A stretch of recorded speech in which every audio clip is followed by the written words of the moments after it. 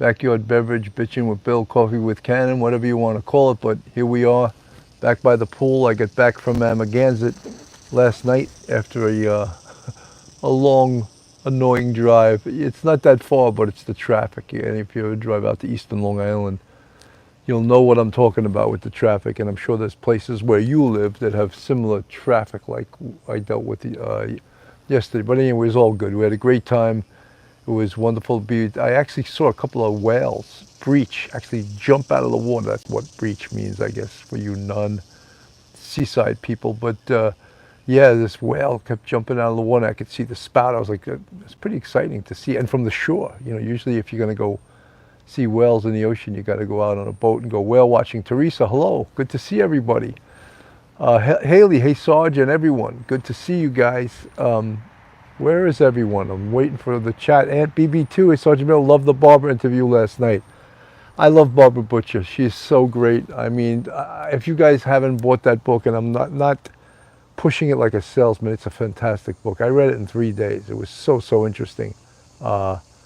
Milwaukee Civilian, thank you so much. Yeah, we're growing. We're starting to grow. We're starting to take off. Appreciate all you guys are the reason why. L'Oreal, hey, Bill, how you doing? Good. So yeah, the interview with Barbara Butcher was, well, I released it last night. I actually interviewed her a couple of weeks ago about her book, What the Dead Know. It was just, she's a brilliant woman, you know, and she's been a part of the Police Off the Cuff family for a couple of years now, and she did a show for Duty Ron on the autopsy of Gabby Petito that had the biggest audience of any episode that Duty Ron's ever done then or since. 1.9 million people watched it. Yeah, 1.9 million, not bad, right? She's tremendous, she's professional, she's so likable. That's, I think, what is amazing, that she's such a likable person. Milwaukee Civilian, Teresa, well, I'm not sure what you're asking, Milwaukee Civilian. Good morning, Danny M., good morning. How are you? Good to see you. Beautiful day. I mean, gorgeous. I went to the gym. I did actually an hour on the pre-core, you know, and got my little sweat on, got my Martha Minor, good to see you. So what I want to talk about today, and it's also we're doing a show tonight, myself, Mike Geary, 31 in the chat, hit that button, Joyce Brown, Mike Geary, Phil Grimaldi, straight out of Brooklyn. And we're going to go back to the Bryan Kohberger case, because it seems like we've gotten away from that a little bit with all the attention going to the Rex Heuermann case, of course, the Lisk, the Long Island serial killer, which is, we'll go back to that because it's so amazingly interesting. Annie Ruler, how are you, Annie? Good morning. Good morning, yesterday. You wake up and time has slipped away. And suddenly you got to find the memories you left behind. Remember, do you remember the times of your life? I had to throw a little song in there early on in the show so the non-lovers of Police Off the Cuff, Coffee with Cannon could say, you took 10 minutes to get to the topic. Then you can leave if you don't like it. Don't stay here if you don't like it. Candace Shiner, how are you? Good to see you. The blue, look at all those blue hearts, though. That shows you someone loves Police Off the Cuff, real crime stories, Coffee with Cannon. So in the Bryan Kohberger case, just as the prosecution has to hand over discovery, the defense has to hand over what their intentions are also regarding their defense. And it's sort of been pretty interesting in the fact that they're going to try to come up with an alibi defense. And we'll get much deeper into this tonight as I have, thank you, thank you very much, Let It Be 77. We'll get much deeper into it tonight as I have the attorney Mike Geary on, Phil Grimaldi. Now, if they come up with an alibi for Bryan Kohberger, and basically what they're saying is that he wasn't there. He wasn't on the scene. Don't forget, in the case against Alec Murdaugh, he tried to use a, well, unlike Stolen, Barbara Butcher, if I have to read the book now, yes, the show last night with Barbara Butcher, and all you folks that are in the chat that haven't watched last night's episode, it's still on YouTube. You could watch it. It's a great, great show. It's a really low-key interview, just Barbara and I. No video, just us talking back and forth to each other. And I think we got to know a lot about Barbara. And if you really want to know much more about Barbara, then you should read her book, which is fantastic. The book is just, as I said, and I'm not saying this, I read the book in 3 days. And because I couldn't put it down, you know. Every time I put it down, I wanted to get back and start reading it again, you know. Christopher Fan always, she is amazing. She sure is. And, you know, apparently Barbara's got some Netflix coming up. The TV people going to want to talk to Barbara, too. Lieutenant Pete, thank you so much, Lieutenant Pete. He said, excellent interview with Barbara. Appreciate that. I just feel very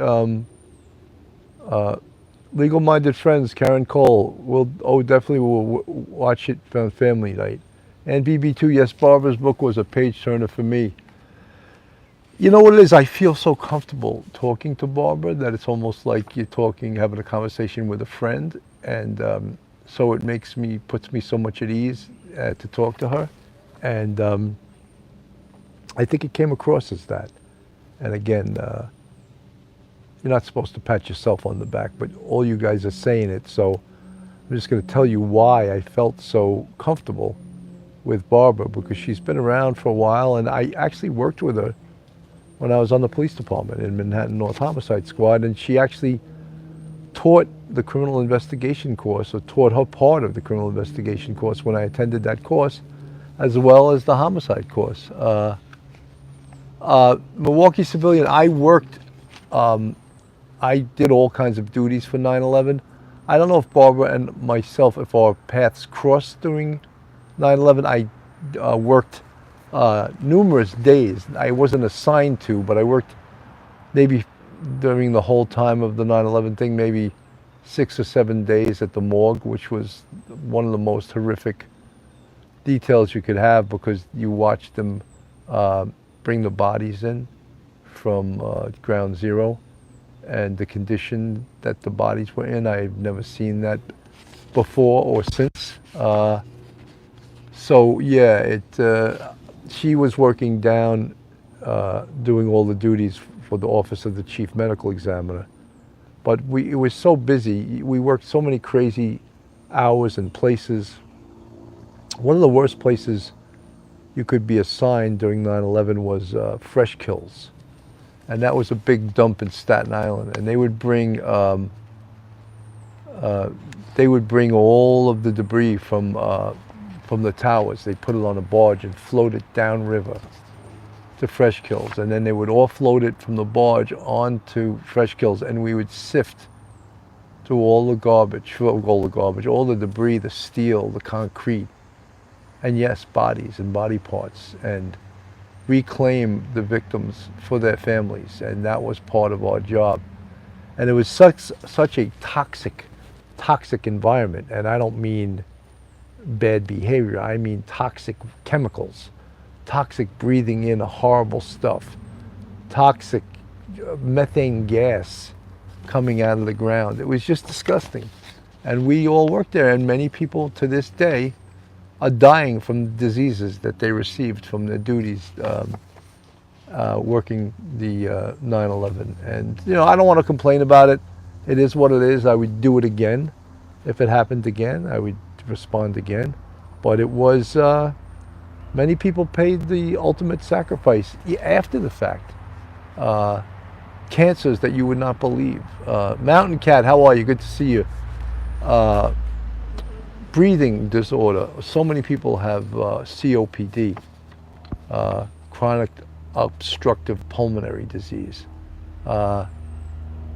Pamela White, oh Bill, how have you kept your sanity from your police work? You are very special. Pamela, who said I'm sane? But thank you, I appreciate that. Nick, how are you, buddy? Teresa, I love the chat because I love the way you guys interact with each other. I love the way you guys are friends with each other.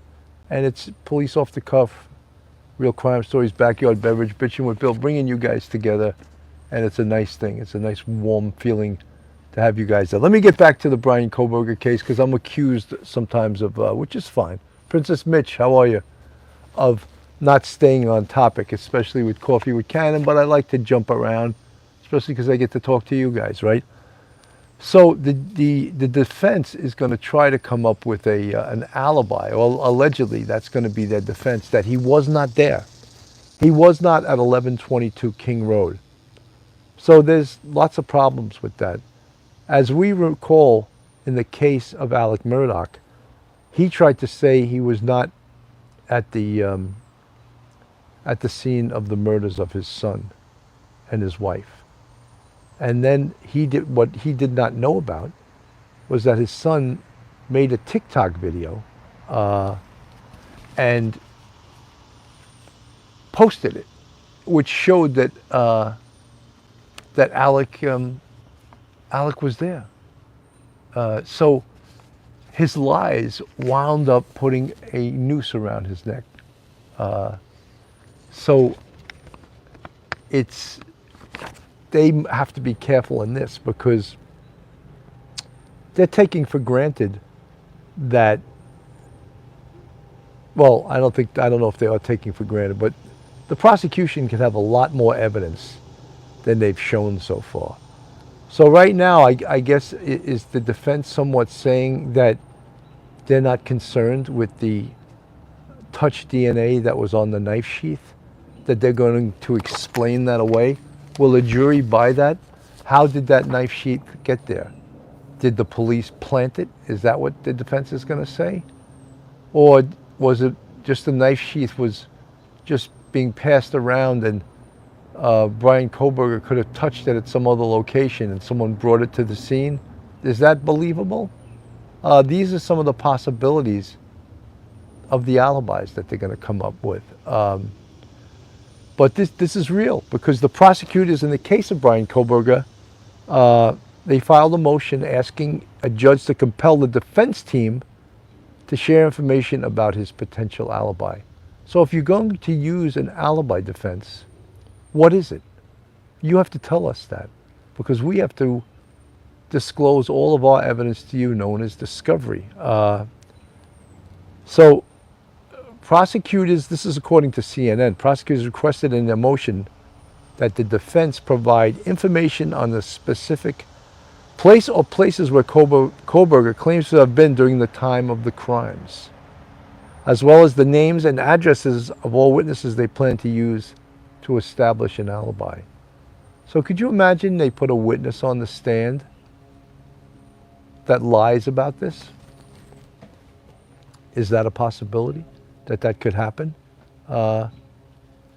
It's important to note that the scheduled start of this trial is October 2nd, 2023, barely 2 months away, the court filing says. If the defense intends to rely on alibi, it's essential that they be required to provide prompt notice so the state can fulfill its obligations under Idaho Code 19-5192 to investigate and respond to the notice of alibi. Any further delays will substantially prejudice the state's rights. Prosecutors also requested the defense be required to provide the information within 10 days of a potential court order, according to the motion. Evidence corroborating Mr. Kohberger being at a location other than the King Road address will be disclosed pursuant to discovery and evidentiary rules, as well as statutory requirements, defense attorney Ann Taylor wrote in a court document filed Monday. It is anticipated this evidence may be offered by way of cross-examination of witnesses produced by the state, as well as calling expert witnesses, the filing stated. Hello, Danielle. One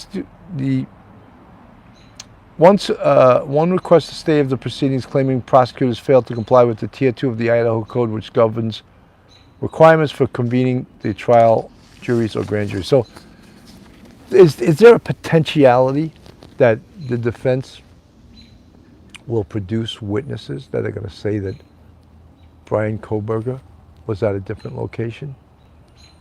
How about the cell phone tower pings. And you know, I don't know if you guys have read, but there's a person, an author who writes for Airmail. It's a new magazine. His name is Howard Bloom, and he's an excellent writer. He's a very arrogant man, a glass chewing elitist from Manhattan that thinks he knows everything and really does not know a lot about investigation or police work, because he makes some really dumb comments. But he's an excellent writer. I will give him that much. But he's talking how, you know, the defense will come up with these alibi witnesses. If you come up with an alibi witness and the person perjures themselves on a stand, how is that a good witness for the defense? Rich Borgia, how are you, buddy? Don't forget, there is scientific evidence in the way of a couple of things. Cell phone pings. And Mr. Bloom incorrectly states that they can only put him within 13 miles of 1122 King Road. I don't know where he got that from. That is so inaccurate as to, I've never heard that type of thing before. Then the other thing is that Bryan Kohberger's vehicle pulls into and circles and pulls in this scene, driving around. That's the 2015 Hyundai Elantra, white in color, and then pulls into 1122 King Road in the parking lot behind the house. Caught on camera. Again, how good or how bad is the video that they have of Bryan Kohberger? Can the video identify a male getting out of that car? We don't know that. We don't know how good or how bad. Will it identify a license plate? Probably not. Probably not. I don't think I've ever seen, other than a red light camera that specifically has the type of lens to zoom in on a license plate. I don't think I've ever seen any other type of video catch the license plate of a car. But what if it can catch the male walking out of his car, going into the house, coming out of the house? Does the defense know that? Or what if even, and I'll give you another bigger for if, what if DM Dylan Mortensen, who is an eyeball witness, can say, Wendy Kraft, Sergeant Bill, the Barbara Butch interview was amazing, nice work. So thank you so much, Wendy. What if Dylan Mortensen can go up on that stand and positively say, the man I saw that night inside the house is sitting over there and he's wearing blah, blah, blah. She IDs him in court. What if that happens? Of course, the defense will attempt to rip her apart. But if she can point him out and say, yeah, he had a mask covering his face, but I can still ID him. That's him. If that happens, where's the defense go from there? Of course, they're going to try to disqualify Dylan Mortensen as a witness by many different things. Oh, why did it take you till 9 o'clock in the morning to call 911? What took you so long? You can really identify him? Then why didn't you call the police right away? So there's many things that the prosecution can do to disqualify Dylan Mortensen. Now, I'm just giving for instances. I don't know if Dylan Mortensen can identify Bryan Kohberger as the man who was in the house that night. I don't know. Milwaukee Civilian, thank you, buddy. 107 in the chat, 51 with the thumbs up. Guys, police off the cuff, real crime stories, backyard beverage, bitching with Bill, coffee with Cannon. If you're not subscribed, go on our YouTube, hit that subscribe button, give us a thumbs up, and ring that bell. We'd love to have you part of our YouTube family. So, potentially, the prosecution could have a lot more evidence that they've yet to give the defense in discovery. Just as the defense was saying, yes, we will turn over the alibi evidence in connection with Idaho code, blah, blah, blah, blah, blah, blah, blah.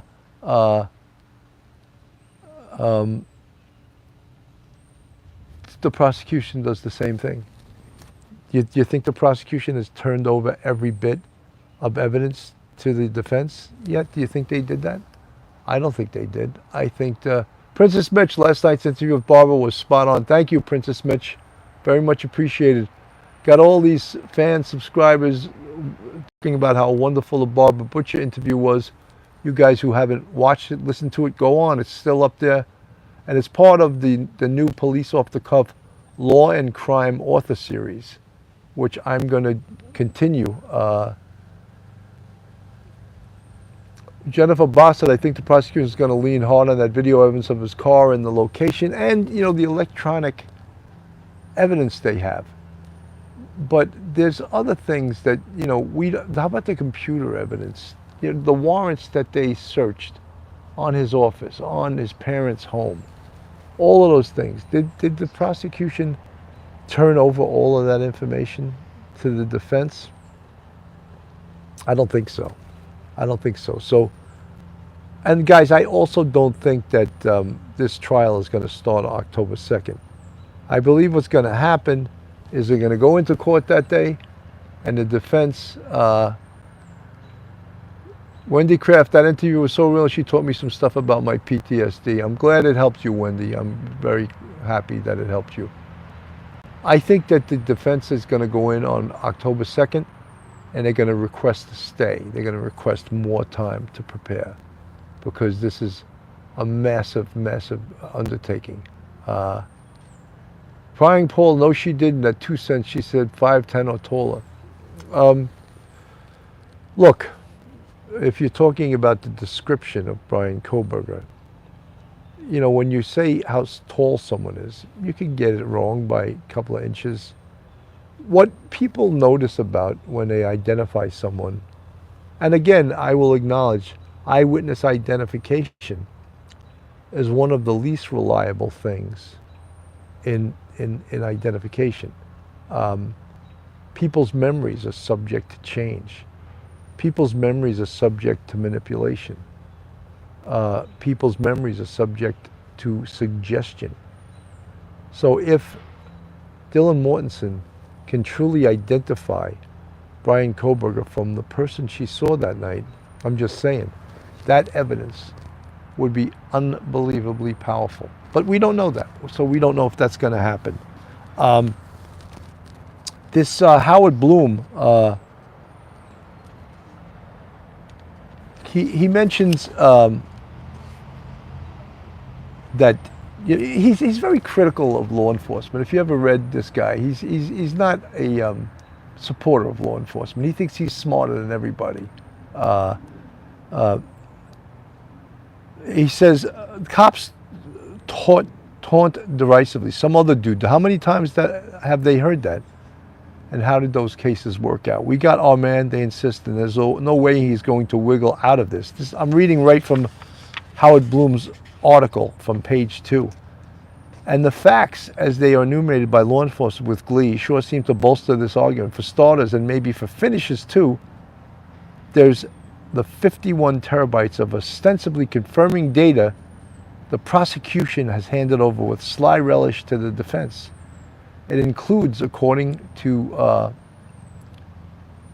court documents, court filings, thousands of pages of discovery, thousands of photographs, hundreds of hours of recordings, many gigabytes of electronic phone records and social media data.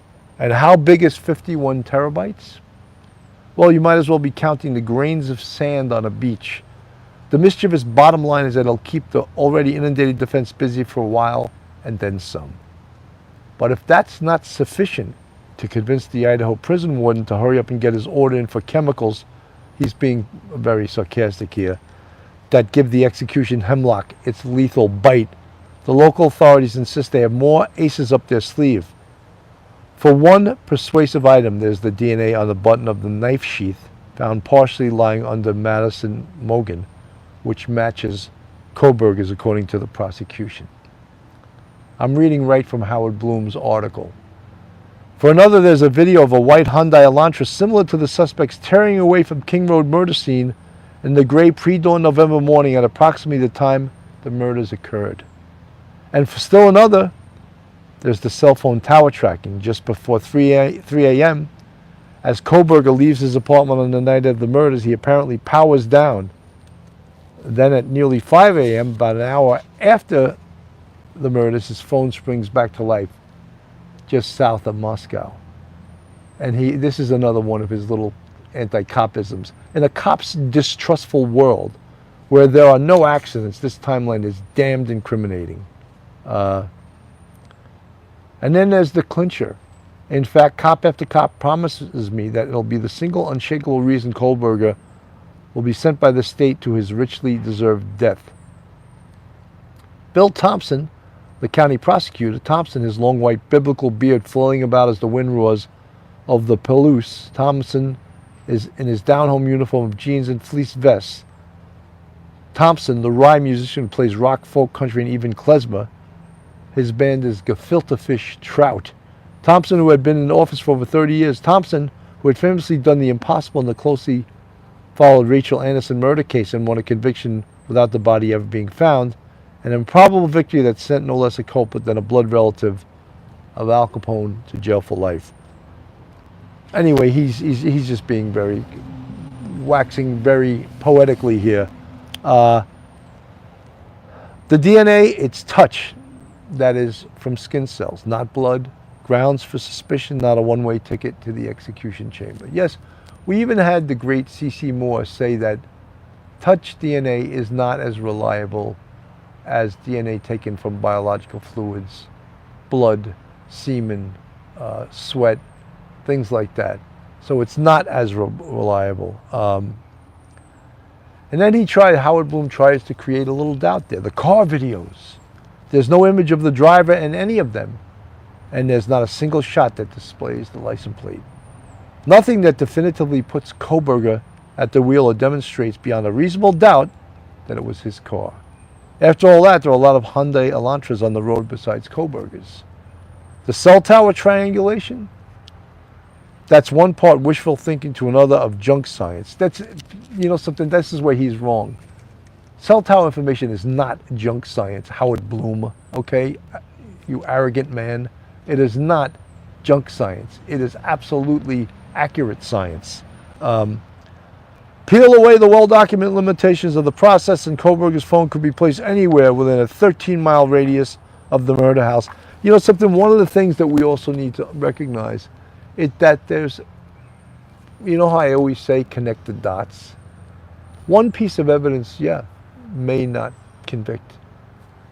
Hundreds of, and we learned that word in here from early on, circumstantial evidence, from which inferences are drawn.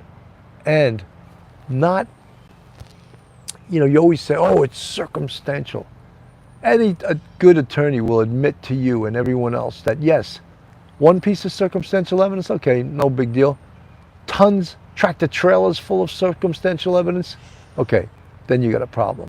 All right, then we got to pay attention, because circumstantial evidence, one piece, two pieces, but bring us a tractor trailer full, we got a big problem. Yeah, it's convincing. Jurors love it. The other thing is, what people keep talking about, in this case, as well as even Rex Heuermann, the Long Island serial killer, the alleged Long Island serial killer, is that word that no one has to prove, motive, M-O-T-I-V-E. In Bryan Kohberger's case, motive. What was the motive? Guess what? The prosecution doesn't have to prove that.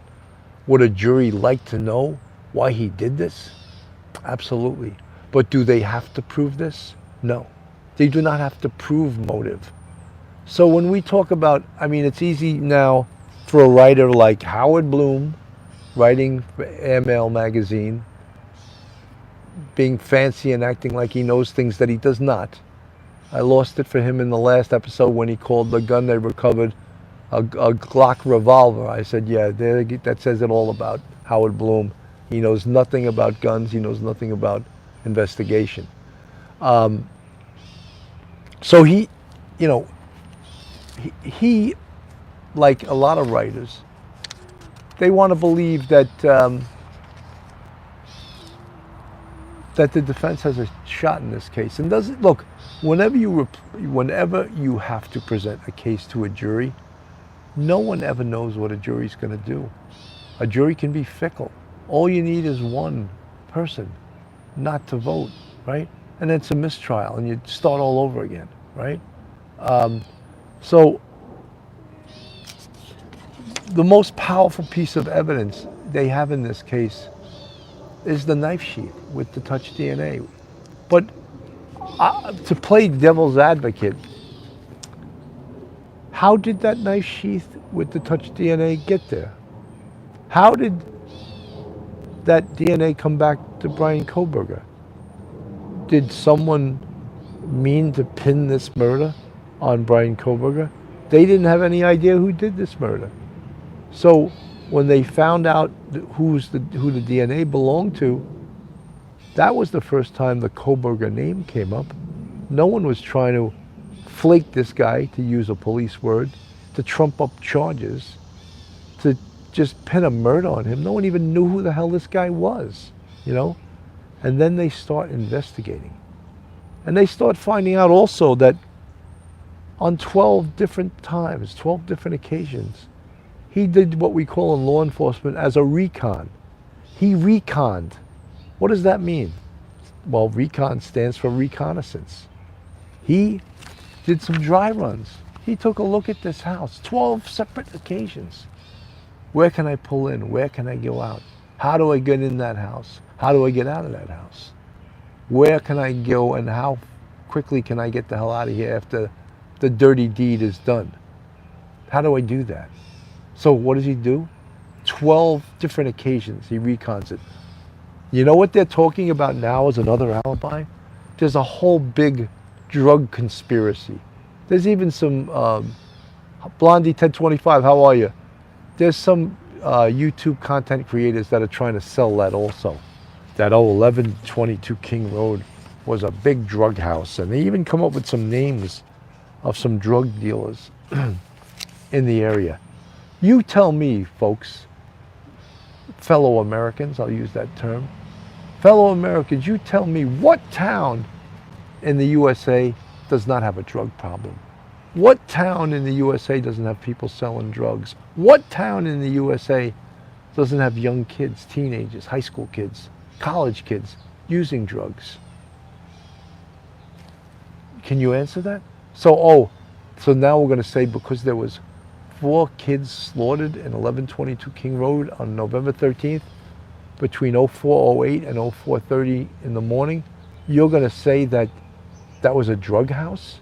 There's no evidence to that. Was there ever a drug arrest in that house before? Was there? No. You know, in the police department, we call that would be called a kite. And one of the first things they would do in an investigation like that is run the house. Run it for kites, meaning run it for complaints. Has there been any arrests at that house? Let's see if anyone in that house used that, if there was an arrest inside that house. Danny Mitchell, thank you for the $5 super sticker, very much appreciated.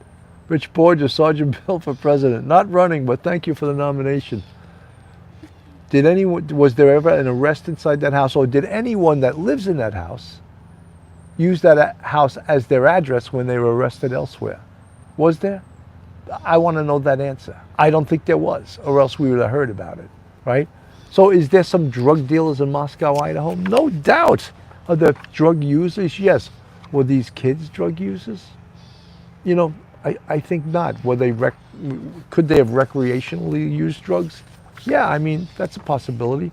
But are they going to say now this is some cartel came by to kill these kids? Because that's how you can create doubt. But what if it's not true? How are you going to create doubt? You know, because then the prosecution come in and said, there's never been an arrest in that house. No one that's lived in that house ever used it as their address when they were arrested elsewhere. So the whole drug conspiracy theory here is just that, a made-up conspiracy, you know. So it's just, I mean, look, Yeah, this is from Howard Bloom also. Consider the timeline for the murders. The prosecution asserts was a brutally effective 8 minutes from 4:02 to 4:10 a.m. Now, we don't 100% know that. Do the grim mathematics and it works out to an efficient 2 minutes per victim, and each pair was hunkered down for the night on separate floors. Could a single assassin, a graduate student, not a Sicario, get the job done with such disciplined professionalism? How long does it take to plunge a 12-inch super sharp K-bar knife into someone? How long does that take? Seconds? Does it take seconds? And what if you have to do it, stab a second time? Is that more seconds? So this Mr. Bloom knows nothing about murder. Nothing. Zero. You know. He went to Horace Mann High School, all right? So he knows nothing about it. Just seconds. And Pauline Buckles, absolutely. So, and then he can disappear into the night without leaving a single drop of his blood in the house, in his car, on his clothes, or in his apartment. We still don't know that. That could be some of the discovery evidence that the prosecution is withholding. And perhaps it'll be handed over on October 2nd. But what we'll find out also is that probably on October 2nd, the defense is going to ask for a stay. And they're going to ask to put this case off till 2024. October's awfully close to 2024, isn't it? So they're going to ask, put it off till January or February 2024, because no one wants to work in November or December. Those are the holidays. Those are the crazy months of the winter, right? So I guarantee October 2nd, there's going to be a stay. We've already predicted all this stuff correctly. We're right every single time. The stunned cops arriving on the scene had described what they encountered as a bloodbath. Is this lack of blood evidence testimony to the killer's fastidiousness, or a prod to go down other ruminative paths? And remember too, Kaylee's father had found a measure of small comfort in the fact that his brave daughter had, the coroner had revealed to him, fought back like a tiger. Pamela White, thank you for the $5 super sticker. And yet no traces of cuts, scrapes, or bruises were observed on Kohberger. I argued that. When Kohberger was pulled over in his car, there was clearly a cut on his right hand, by his right wrist. So I don't know where Mr. Bloom is getting that. He clearly, if you watch the footage from the state trooper stop, he clearly had a cut on his right wrist. So whether he left his own blood inside that crime scene, if his blood was left inside that crime scene, this case is over. It's over. You know, although I should never say that, because you know something? O.J. Simpson left his blood inside the crime scene, and the defense convinced the jury that the police planted it there. So, but you would like to think that people would see evidence and say, wow, that is so powerful. How else could it have gotten there? How else could O.J. Simpson's blood have gotten in the crime scene? Well, the only logical way is he killed both Nicole Brown Simpson and Ronald Goldman. The other way, if you want to believe it, is the police planted it there, which the jury, the O.J. jury, had to be the stupidest jury ever impaneled in the history of jurisprudence, in my opinion. You know, morons. They ignored all kinds of evidence, just ignored it, you know. Jury nullification, that's what the O.J. case was. And you can argue with me, you could think, yes, O.J.'s innocent. He's not innocent. He was guilty as hell. But that's not what this is about. What this is about is trying to determine what type of defense. Candace Shiner, I never heard about any DNA of Bryan's own girl's feet. Yeah, that's a possibility too. I've never seen anywhere the entire report from the pathologist on the autopsies of the victims in the Idaho case. We had the coroner talking about the wounds, but did she even attend the autopsy? Was she even qualified? She's a lawyer and a nurse. She's not an MD, not a pathologist, not a medical doctor who performed the autopsy, which is defined as the internal examination of the body after death. That's the definition of an autopsy. Peter Prant's O.J.'s trial had a taste of, well, yeah, there was a whole jury nullification thing, a racial element to it, that it was, especially when they found on tape Mark Furman, who was probably the best detective they had. All of his testimony was nullified because he had got caught saying something that he should have never have said, and that was brought into the court. Anyway, in this case, get back to this case. Bryan Kohberger. I guarantee that the prosecution has much more evidence than they have already turned over. And that will nullify all of these defenses. I mean, this whole alibi, he wasn't there. Come on, stop. I want to see how they're going to prove, or attempt to prove, that he wasn't there. It's so, how are they going to, or how about this? Would they be foolish enough to let Bryan Kohberger testify? Would they? Would they be? Would they actually let him get on the stand? I doubt it. I doubt it. They may make, they may pretend that they're going to put him on the stand. Even in their brief that they wrote, they said that they were, Michael Allen, are you referring to Kohberger? That's another thing the defense will say. Has anyone else been looked at as a suspect in this case? And then they'll come up with some fictitious way someone else should have been looked at as a suspect.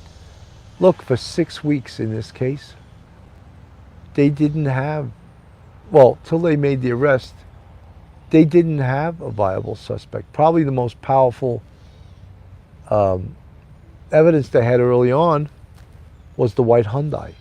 And then once the Washington State University officer identified the owner of the white Hyundai as Bryan Kohberger, and then they started connecting the dots. Remember, guys? The cell phone tower information, right? His cell phone number, the whereabouts of his car. Did we also ever think about the computer inside his car? I'm not a genius, so I don't know.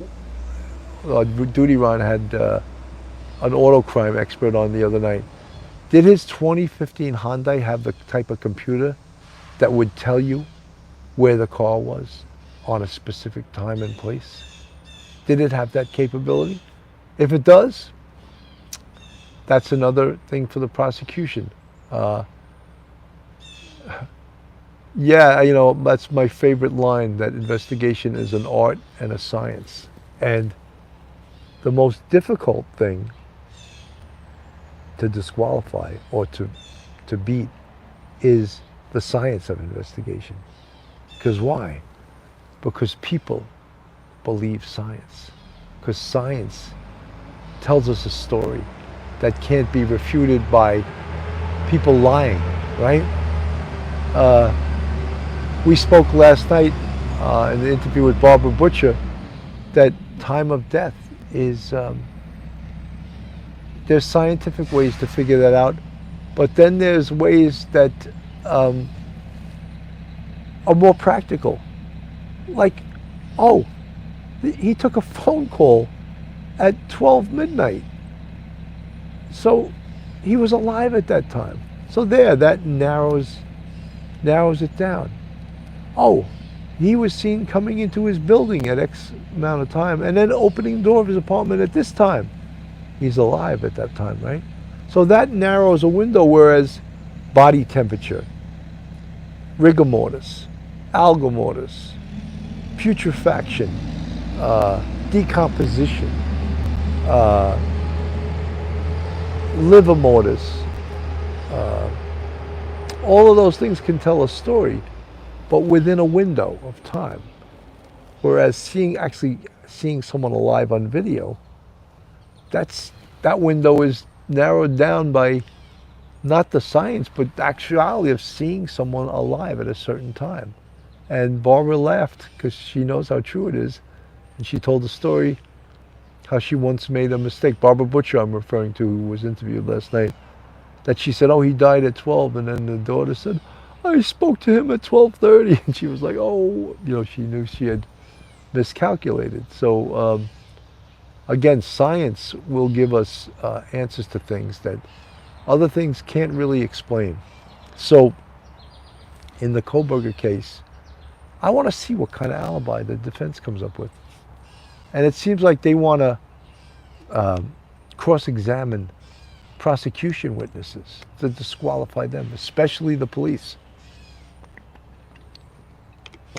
If you can make the police look stupid, if you can make the police look incompetent, if you can make the evidence look incompetent because the police officer that collected it, that vouched it, he's incompetent, that does what? It creates doubt.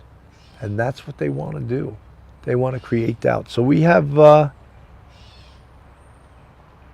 some, look, any case, unless you have videotape of the person committing the actual crime, any case there's a defense to it. The defense could come up with certain things, but is it plausible? Will reasonable people on a jury believe the doubt that the defense is trying to create? Well, that's possible. Pauline Buckles, he has no alibi. No, I don't believe he does either, but I think it's a technique that's going to be tried by the defense, because what else do they have? Yeah, we have an alibi. He wasn't there. Okay, we have this. And if the prosecution has slam dunk electronic evidence, cell site evidence, video evidence of his car, of course maybe you can't ID the person getting out of the car. But what if the computer in the car puts him exactly at that location? Are we now supposed to believe someone else was using his car and committed that crime, when all his cell site information told us differently, or connected him to this location? Jennifer Bossett, his alibi needs to match the data of his phone. Well, Jennifer, I agree with you, but one of the things he did, and he was smart to do this, he turned his phone off at a certain point. But then at another point, he turned it back on. But what I'm connecting the dots to, how about his car computer? Will that computer put him at this location, at this place, in this time? If that's the case, then I don't see how the defense is going to say, oh, he was somewhere else. Okay, so what did he do? He let his car out. His car was at this location. We know that. We checked his computer, and this is what his computer says. And that's providing if a 2015 Hyundai Elantra has that type of computer that tracks the car that way. I don't know for sure if it does. But again, Marilyn Minetta, hello. Good afternoon. Guys, we got about 2 minutes left. This went by so quickly. This is Coffee with Cannon, Backyard Beverage, Bitching with Bill. I want to welcome everyone for coming. And if you didn't watch the show last night, the interview with Barbara Butcher on the Law and Crime author series, I think it's very much worth watching it. And if you haven't obtained Barbara's book, What the Dead Know, I would say, sing us some Tony Bennett, Mountain Cat. I left my heart in San Francisco. That's about all I know of that tune. I don't know all the words. So, someday, when I'm awfully low, when the world is cold, I will feel a glow just thinking of you and the way you look tonight. Yes, you're lovely, with your smile so warm and your cheek so soft. There is nothing for me but to love you just the way you look tonight. With each day your gentleness grows, tearing my fears apart. And that laugh that wrinkles your nose touches my foolish heart. Lovely, never, never change. Keep that restless smile. Don't you rearrange it, 'cause I love you just the way you look tonight. So guys, I think it's about time to say goodbye. Thank you so much for tuning in. Police Off the Cuff, Real Crime Stories. Have a great day. See you tonight at 9:30 with Mike Geary and Phil Grimaldi. Have a great day.